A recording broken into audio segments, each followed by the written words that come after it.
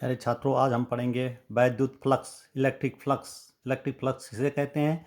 किसी वैद्युत क्षेत्र में स्थित किसी काल्पनिक पृष्ठ के लंबवत गुजरने वाली वैद्युत बल रेखाओं की संख्या को उस पृष्ठ से बद्ध वैद्युत फ्लक्स कहते हैं। और इसे हम किससे करते हैं? फाई ई से प्रदर्शित करें। ई का मतलब होता है, फाई का मतलब तो फ्लक्स हो गया, ई का मतलब होता है वैद्युत, इलेक्ट्रिक। तो माना ये वैद्युत बल रेखाएं हैं जो ई के द्वारा प्रदर्शित हैं। इसके लंबवत हमने एक तल रख दिया, माना इनके लंबवत हमने एक तल रख दिया। वैद्युत बल रेखाएं इस तरह से गुजर रही हैं, इधर से गुजर रही हैं, ये वैद्युत बल रेखाएं इस तरह से तो इससे गुजरने वाला वैद्युत फ्लक्स फाई ई बराबर होता है इस पृष्ठ का जो क्षेत्रफल है और इंटू वैद्युत क्षेत्र की तीव्रता के गुणनफल के बराबर होता है। तो phi equal to E into S. अब आता है इसमें, अतः वैद्युत क्षेत्र में किसी पृष्ठ से बद्ध वैद्युत फ्लक्स पृष्ठ के क्षेत्रफल तथा पृष्ठ के लंबवत वैद्युत क्षेत्रीय तीव्रता के घटक के गुणनफल के बराबर होता है। माना एस पृष्ठ क्षेत्रफल, यह है एस पृष्ठ क्षेत्रफल है पूरा, ये असमान वैद्युत क्षेत्र में रखा गया। असमान वैद्युत क्षेत्र का मतलब आप देखिए, ये वैद्युत बल रेखाएं हैं जो ये आपस में समानांतर नहीं है। जहाँ पर ये पास पास होती हैं तो वैद्युत क्षेत्र सघन होगा, और जहाँ पर दूर दूर होती हैं तो वैद्युत क्षेत्र क्या होगा? कम होगा। इधर है वैद्युत क्षेत्र कम होगा, तो असमान वैद्युत क्षेत्र कहते हैं। तो एस को हम क्या मान सकते हैं? इस पूरे पृष्ठ क्षेत्रफल को हम अल्पांश क्षेत्रफल में बांटने पर, बहुत छोटे छोटे क्षेत्रफलों में बांट दिया हमने इसको, तो एक अल्पांश क्षेत्रफल ये है जिसको हम डी एस से प्रदर्शित करते हैं। अतः हम डी एस वेक्टर पर एक समान, ये डी एस है, डी एस पर एक समान वैद्युत क्षेत्र मान सकते हैं। तो डी एस वैक्टर की दिशा किधर होगी? डी एस एक समान वैद्युत क्षेत्र, तो डी एस वैक्टर की जो दिशा होगी वो इसके लंबवत होगी, बाहर की ओर, लंबवत बाहर की ओर। ठीक है। तो इस स्थिति में जबकि वैद्युत क्षेत्र की दिशा क्या होगी? ये जो वैद्युत बल रेखा है इसके स्पर्श रेखा होगी, तो ये ई है, तो ई की दिशा और डी एस है, इनके बीच का कोण क्या है? थीटा। मतलब वैद्युत क्षेत्र की तीव्रता की दिशा इस बिंदु पर और क्षेत्र वेक्टर, अल्पांश क्षेत्र वेक्टर डी एस की दिशा के बीच का कोण क्या है? थीटा। तो इस प्रकार हम कह सकते हैं इनका गुणनफल क्या हो जाएगा? ई तथा डी एस की दिशा में घटक ई कॉस थीटा हो गया। ई का डी एस की दिशा में, ई का डी एस की दिशा में घटक क्या हो जाएगा? ई कॉस थीटा हो जाएगा। देयरफॉर वैद्युत फ्लक्स की परिभाषा से अल्पांश क्षेत्रफल और से बद्ध वैद्युत फ्लक्स क्या हो जाएगा?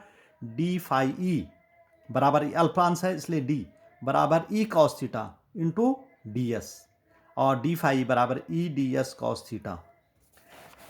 चूंकि एक ई क्या है? एक सदिश राशि है, वैद्युत क्षेत्र की तीव्रता सदिश राशि है, डी एस एक सदिश है, अल्पांश क्षेत्र वेक्टर भी एक सदिश है, परंतु वैद्युत फ्लक्स फाई ई क्या होता है? एक अदिश राशि होती है।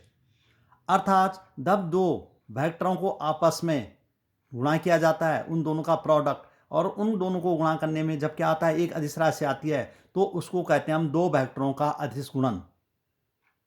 तो दो वेक्टर हो गए ई और दूसरा ई वेक्टर और डी एस वेक्टर, तो इन दोनों का क्या हो गया? डॉट प्रोडक्ट हो जाता है। तो D phi equal to E dot D S.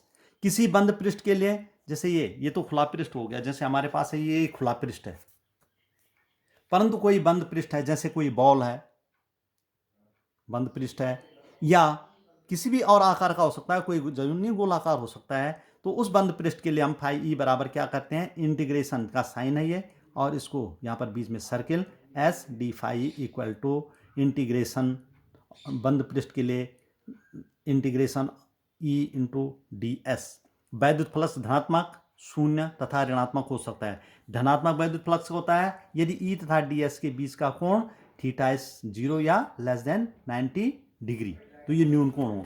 जैसे हमारे इस पर, यहाँ पर है, यहाँ पर ये हमारे जो पेन दिखा रहा हूँ मैं रेड पेन द्वारा है, जो ये वैद्युत बल रेखाओं को माना प्रदर्शित करती हैं। ये एक पृष्ठ है, तो यहाँ पर वैद्युत बल रेखाएं यहाँ से बाहर निकलती हैं। यदि यहाँ पर ले लें तो यहाँ से बाहर निकल रही हैं। वैद्युत क्षेत्रीय तीव्रता की दिशा ये है, ये वाली है, और डी एस वैक्टर अल्पांश क्षेत्र वैक्टर की दिशा भी ये है, तो थीटा इक्वल टू 0 डिग्री, या इधर हो जाए तो न्यून कोण बनेगा।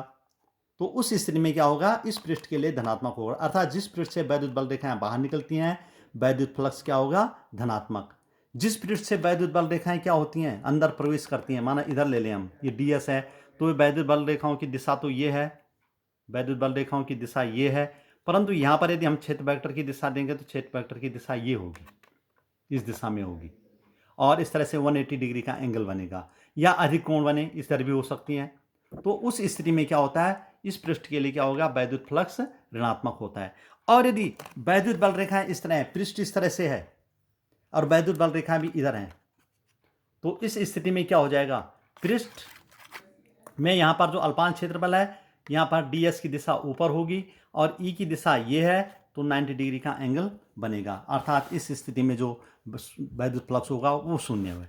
अर्थात जब वैद्युत बल रेखाएं पृष्ठ में प्रवेश करें तो फ्लक्स ऋणात्मक, तथा पृष्ठ से बाहर की ओर निकलती हैं तो फ्लक्स धनात्मक होता है। वैद्युत फ्लक्स का मात्रक क्या होता है, E का मात्रक गुणा S का मात्रक। E वैद्युत क्षेत्र की तीव्रता का मात्रक होता है न्यूटन पर कूलम, और S क्षेत्रफल, पृष्ठ क्षेत्रफल का मात्रक होता है मीटर स्क्वायर। तो newton upon coulomb into metre square, इसको कह सकते हैं हम newton metre square coulomb inverse. ऐसा है मात्रक इसका वोल्ट इंटू मीटर भी होता है। वोल्ट इंटू मीटर मतलब, चूंकि newton upon coulomb into metre करते हैं, मीटर को दो भागों में बांटते हैं, मीटर इंटू मीटर, तो newton into metre upon coulomb, ये तो होता है वोल्ट, और इंटू मीटर बचा तो वोल्ट इंटू मीटर भी होता है।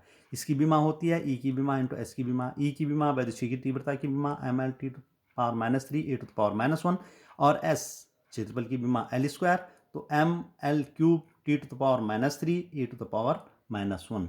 ये वैद्युत फ्लक्स की विमा हो जाती है। Thank you.